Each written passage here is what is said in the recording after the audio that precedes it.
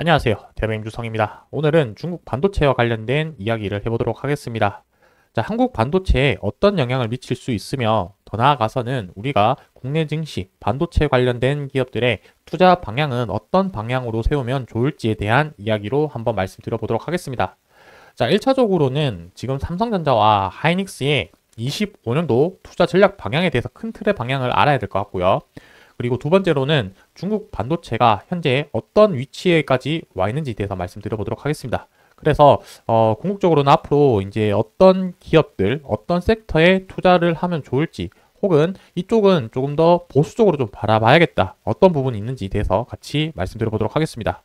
자, 내년도에 삼성전자와 하이닉스의 방향성에 대해서 한번 살펴보도록 하겠습니다. 내년 설비 투자 전략 같은 경우는 디램이 자연 감산이 이루어질 거다라고 적혀져 있는데요.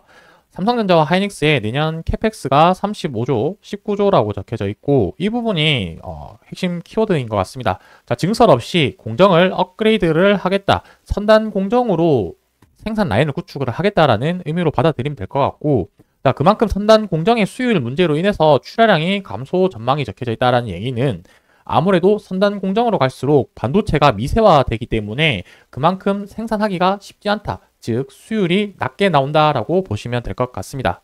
자, 그리고 거기에 더불어서 대부분 삼성전자랑 하이닉스가 선단 공정에 초점을 맞추다 보니까 구형 디램, 즉 레거시 반도체 쪽에서는 이 중국 생산 능력이 가장 큰 변수가 될 거다라고 적혀져 있습니다. 자, 한마디로 요약을 하자면 삼성전자랑 하이닉스는 돈 되는 사업만 하겠다, 즉 디램 같은 경우는 이 HBM에 들어가는 1A 공정, 그 다음에 1B 공정 위주로 디램을 생산을 하겠다라는 의미로 받아들이시면 될 것 같고, 여기에 플러스 이제 AI 서버 쪽으로 들어가는 기업용 SSD 들어가는 낸드 쪽 위주로 제품을 생산을 하겠다라고 보시면 될 것 같습니다. 삼성전자 컨퍼런스 콜에서도 어떤 이야기를 했었냐면, 이렇게 돈 되는 고부가가치 상품의 포트폴리오를 앞으로 구성을 하겠다, 즉 돈 되는 사업만 하겠다라는 의미로 보시면 될 것 같고요. 그만큼 레거시 반도체 쪽에서는 생산 이런 부분들이 자연스럽게 줄어든다라고 보시면 될 것 같습니다. 자, 보시게 되면은 대부분 투자가 이제 디램 공정 전환 투자 및 HBM 생산 능력 증설에 집중될 것으로 보인다. 한마디로 HBM에 올인을 하겠다라는 의미로 보시면 될 것 같고요. 자, 이제 보시게 되면은 뭐 1A 공정, 1B 공정이 적혀져 있는데 1A, 1B, 1C 이런 식으로 갈수록 점점 반도체가 미세화가 되고 반도체 성능이 좋아진다라고 보시면 될 것 같습니다. 그래서 이제 선단 공정 디램 1B 공정이 최대 30%, 그 다음에 1회 공정이 30%, 그러니까 HBM에 들어가는 디램이라고 보시면 될 것 같고, 이 디램들이 전체 거의 70%에 육박한다라는 의미로 보시면 될 것 같습니다. 자, 이렇게 보게 되면은 삼성전자랑 하이닉스 같은 경우는 HBM에 들어가는 선단 공정에 집중한다라고 보시면 될 것 같고요.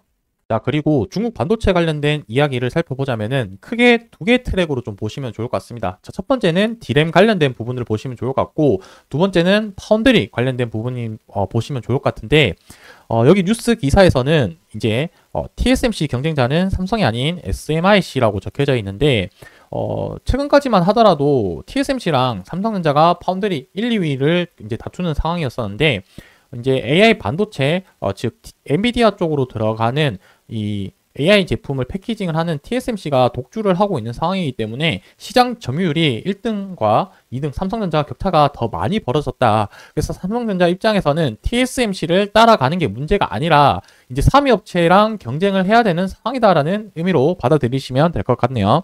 그래서 왜 이 SMIC라는 기업은 중국 반도체 파운드리 기업이라고 보시면 될 것 같고, 이 기업이 왜 문제점이 되냐라고 했었을 때 이제 보시게 되면은 대만의 TSMC가 여기 있던 핵심 연구개발 인력 공정 엔지니어들이 SMIC 쪽으로 많이 스카우트 당했다라고 적혀져 있기 때문에 그만큼 이 파운드리 공정 기술력에 대해서 정말 빠르게 삼성전자를 따라올 수 있다라는 이런 부분으로 해석할 수 있을 것 같습니다.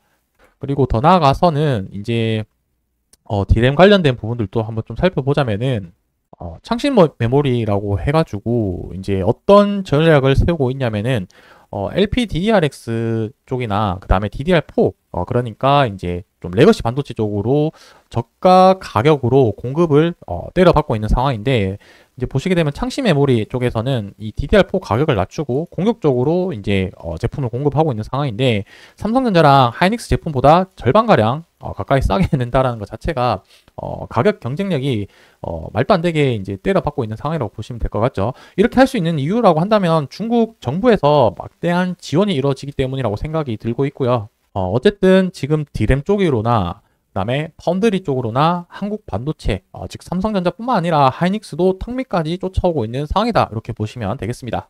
자, 그래서 이러한 상황들을 봤었을 때 앞으로 투자 전략 같은 경우는 기존과 다른 방향으로 흘러갈 가능성이 높습니다.